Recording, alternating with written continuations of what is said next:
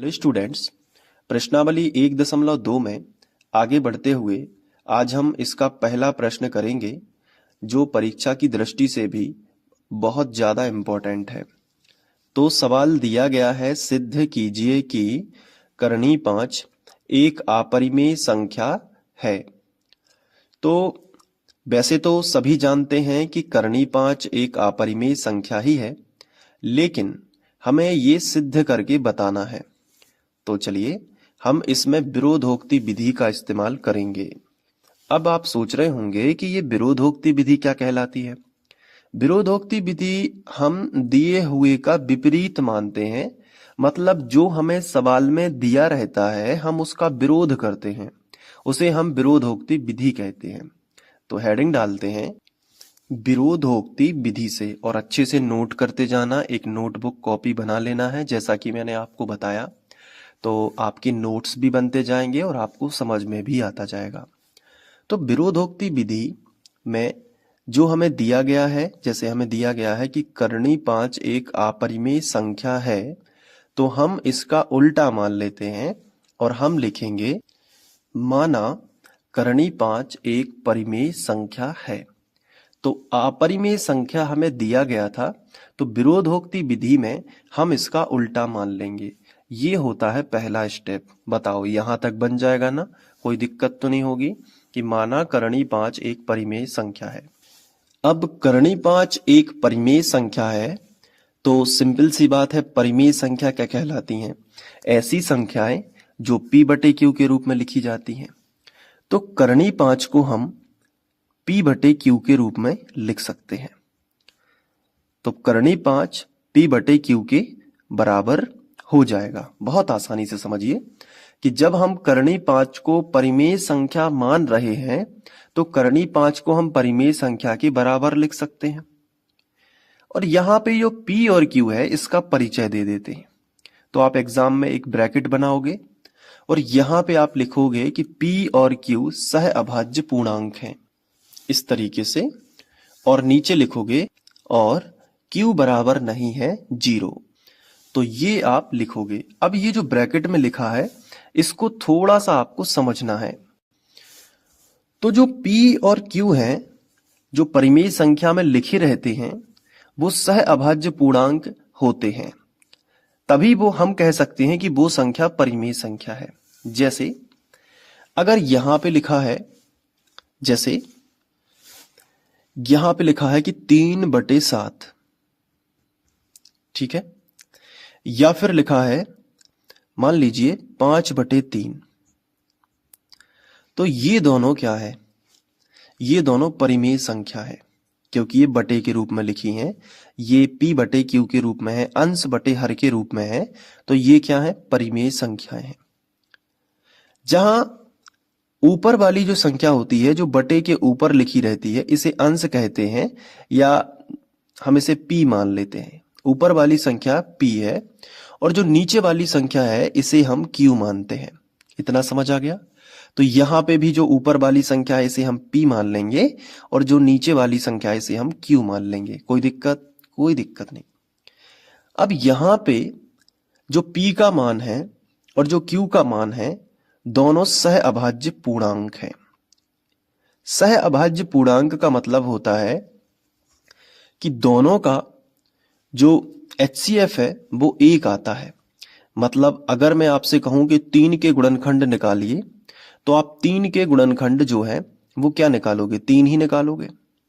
और जो 7 है, अगर मैं आपसे कहूं कि 7 का गुणनखंड निकालिए, तो 7 तो अभाज्य संख्या है तो वो टूटेगी नहीं, तो 7 का गुणनखंड 7 ही आएगा। इसी तरीके से अगर मैं कहूं कि 5 का गुणनखंड निकालिए, तो आप 5 का गुणनखंड नहीं निकाल पाएंगे क्योंकि 5 एक अभाज्य संख्या है। अगर मैं कहूं कि 3 का गुणनखंड निकालिए तो आप नहीं निकाल पाओगे। यानी कि 5 का गुणनखंड 5 ही आएगा और 3 का गुणनखंड 3 ही आएगा। इसका मतलब ये हुआ, ये जो p/q के रूप में हम परिमेय संख्या लिखते हैं, वो परिमेय संख्याओं में जो p और q होते हैं उनका जो गुणनखंड है वो संख्या स्वयं ही होती है और कोई दूसरी संख्या नहीं होती। यहाँ पे भी आप देख सकते हैं कि जो 7 लिखा है उसका गुणनखंड वो संख्या स्वयं है और कोई दूसरी संख्या नहीं होती है। इसका मतलब है कि अगर हम इनका HCF निकालें, अगर मैं आपसे कहूं कि चलो 3 और 7 का HCF क्या होगा जबकि गुणनखंड ये हैं, तो आप कहोगे सर HCF निकालने के लिए तो हमने पढ़ा है कि अगर हमें HCF निकालना है 3 और 7 का तो ऐसा गुणनखंड जो दोनों में हो। लेकिन यहाँ पे 3 यहाँ है तो नीचे नहीं है और 7 यहाँ नीचे है तो ऊपर नहीं है, तो इन दोनों में तो गुणनखंड कुछ भी नहीं कॉमन है। तो हम कहेंगे कि आप इसको 3 गुणित 1 लिख सकते हो ना 3 को, और 7 को 7 गुणित 1 लिख सकते हो, बिल्कुल। तो जहां कोई उभयनिष्ठ गुणनखंड नहीं निकलता है, तो मैंने आपको 17, 29 और शायद 23 था, इस वाले सवाल में सिखाया था कि जब गुणनखंड कोई उभयनिष्ठ ना हो तो एक हम गुणात यहाँ पे 1 गुणित कर सकते हो, यहां भी 1 गुणित कर सकते हैं, तो उभयनिष्ठ गुणनखंड 1 आ सकता है। कितना आ सकता है? 1। तो HCF कितना आएगा? 1। मतलब जिन संख्याओं के गुणनखंड नहीं होते हैं, जिन संख्याओं के गुणनखंड नहीं होते हैं, संख्या स्वयं के अलावा एक्स्ट्रा कोई दूसरे, उनका HCF 1 आता है। और ऐसी संख्या जिनका HCF 1 आता है उन्हें सह अभाज्य पूर्णांक कहते हैं। मतलब P और Q दोनों के खुद के अलावा कोई दूसरे गुणनखंड नहीं है। P और Q कह रहे हैं कि मेरा कोई गुणनखंड नहीं है, P कह रहा है कि मेरा कोई गुणनखंड नहीं है, Q कह रहा है कि मेरा कोई गुणनखंड नहीं है, इसलिए तो वो परिमेय संख्या है। तो इस बात को याद रखना कि ना P का कोई गुणनखंड है ना Q का कोई गुणनखंड है, क्योंकि दोनों का HCF 1 आएगा। और परिमेय संख्या भी इसी को कहते हैं, जिनमें P और Q क्या होते हैं? सह अभाज्य पूर्णांक, यानी कि इनका कोई गुणनखंड नहीं होता। अगर सवाल में अगर P का कोई गुणनखंड निकल आया या Q का कोई गुणनखंड निकल आया, इसका मतलब P और Q झूठ बोल रहे हैं। समझ में आया कि नहीं? अभी पूरा सवाल समझ में आएगा, बस ध्यान से देखते रहो। अभी मैंने केवल यही समझाया कि P और Q सह अभाज्य पूर्णांक होते हैं किसी भी परिमेय संख्या में, और सह अभाज्य पूर्णांक का मतलब आप समझ गए होंगे कि इन दोनों का HCF क्या है? 1 है। इसका मतलब भी आप समझ गए होंगे कि ना तो P का खुद के अलावा कोई गुणनखंड है, ना Q का खुद के अलावा कोई गुणनखंड है। जैसे मैंने आपके सामने एक संख्या लिखी 12, बहुत ध्यान से समझना। तो 12 का खुद के अलावा गुणनखंड क्या होते हैं? जैसे 12 को अगर हम तोड़ेंगे तो 2 दूनी 4, 4 तिया 12। तो 12 के देखो इतने सारे गुणनखंड निकल आए कि नहीं? 1 2 3 है। लेकिन अगर मैंने कहा चलो 17 के गुणनखंड निकालो, तो आप कहोगे सर 17 का तो 17 ही होता है, तो 17 का स्वयं के अलावा कोई दूसरा गुणनखंड नहीं है। अगर मैंने कहा 29 का गुणनखंड निकालो, तो आप कहोगे सर 29 के गुणनखंड क्या निकाल दें? 29 ही रहता है, ये टूटता ही नहीं है, इसको कहीं से भी भाग नहीं दिया जा सकता। 29 अभाज्य संख्या है, तो 29 का संख्या स्वयं 29 के अलावा कोई दूसरा गुणनखंड नहीं है। इसलिए ये दोनों क्या है? सहअभाज्य पूर्णांक है, क्योंकि दोनों का HCF 1 आने वाला है, क्योंकि इसके गुणित में भी हम 1 लिख सकते हैं, इसके गुणित में भी 1 लिख सकते हैं। तो HCF कितना आएगा? HCF 1 आएगा। तो अब मायने समझ में आए इस ब्रैकेट के? बहुत डीपली अगर समझोगे तो ही ऐसे सवालों को कर सकते हो। रटने में तो सभी बच्चे रट रहे हैं, आप इसको समझो, क्योंकि आपका अगर टीचर आपसे क्लास में पूछता है कि सहअभाज्य पूर्णांक का मतलब क्या है, तो बेटा आप उसको बता सको। तो अभी तक हमने ये जाना कि P और Q, ना P का कोई गुणनखंड है ना Q का कोई गुणनखंड है। चलिए आगे अब नया स्टेप आगे बढ़ाते हैं। अब हम इसके बटे कुछ नहीं है तो 1 कर सकते हैं, या ना भी करो त्रियक गुणा कर दो। Q का करणी 5 में गुणा होगा तो क्या होगा? Q करणी 5 होगा कि नहीं बताओ? Q का करणी 5 में होगा तो क्या होगा? Q करणी 5, और बराबर लगा है तो बराबर लगा दो, और P लिखा है तो P लिख दो। अब हम क्या करेंगे? यहां पे दोनों पक्षों का वर्ग करेंगे ताकि ये करणी को हम हटा सकें। तो हम हेडिंग डालेंगे दोनों पक्षों का वर्ग करने पर। ये हेडिंग आप डाल दोगे ना? ठीक है, यहां तक बन जाएगा पूरा सवाल। कुछ नहीं करना है, मान लेना है परिमेय संख्या है P बटे Q, फिर त्रियक गुणा कर देना है, दोनों पक्षों का वर्ग करना है। तो चलिए कर देते हैं। तो इस पे भी वर्ग लगा देते हैं, Q करणी 5 पे भी हम वर्ग लगा देते हैं, और यहां पे हम P पे भी क्या लगा देते हैं? वर्ग लगा देते हैं। अब वर्ग का मतलब Q का वर्ग हो जाएगा तो Q वर्ग हो जाएगा, और करणी 5 का वर्ग हो जाएगा तो 5 बाहर आ जाएगा। याद रखना इस चीज को, और P स्क्वायर यहां पे रहेगा। मतलब अगर कोई करणी में संख्या है और उसके ऊपर वर्ग लगा है, तो हम उसको ऐसा लिख सकते हैं करणी 5 गुणित करणी 5, क्योंकि उस पे वर्ग लगा है ना। तो करनी 5 का करनी 5 में होगा तो 5 बाहर आ जाएगा, करनी 3 का करनी 3 में होगा तो 3 बाहर आ जाएगा, अगर करनी 7 का करनी 7 में होगा तो 7 बाहर आ जाएगा। ये याद रखो। क्यों आता है बाहर, रीजन समझो। जैसे करनी 5 गुणित करनी 5 लिखा है तो हम सब दोनों में करनी है तो इकट्ठी करनी लगा के 5 गुणित 5 अंदर लिख सकते हैं। बताओ लिख सकते हैं कि नहीं। अब इन दोनों की जोड़ी बनेगी तो 5 बाहर आ जाएगा, आएगा कि नहीं। तो जब हमने 8वीं क्लास में पढ़ा है कि दो दो संख्याओं की जोड़ी बना बना के हम बाहर निकालते हैं करनी से, तो दो संख्या 2 5 मिल गए तो एक 5 बाहर आ गया। बोलो समझ पाए हो कि नहीं। तो इसलिए करनी 5 का वर्ग हुआ तो 5 बाहर आ गया। एक एक चीज अच्छे से समझते चलो। अब हम संख्या को आगे लिख सकते हैं, तो हमने 5 आगे लिख दिया और क्यू वर्ग को हमने पीछे लिख दिया, तो क्यू वर्ग और बराबर क्या हो गया, पी स्क्वायर। गुणा तो माना ही जाता है इन दोनों के बीच में। इस इक्वेशन को बड़े ध्यान से देखो। पी वर्ग के सामने क्या मिल रहा है, 5। बहुत ध्यान से समझना है। पी वर्ग के सामने क्या मिल रहा है, 5। इसका मतलब है कि पी वर्ग का एक गुणनखंड क्या है, 5 है।